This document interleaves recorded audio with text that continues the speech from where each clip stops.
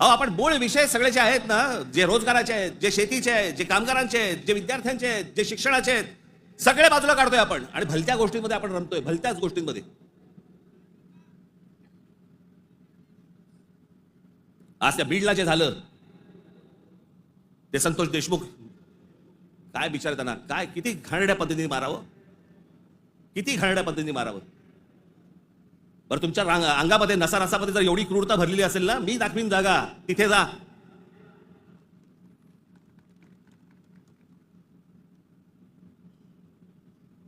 पण हे सगळं झालं कशातनं?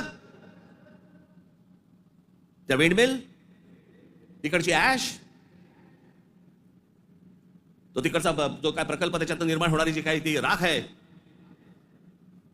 म्हणजे मी आजपर्यंत ऐकलं होतं की राखेमधनं फिनिक्स पक्षी उभारी घेतो.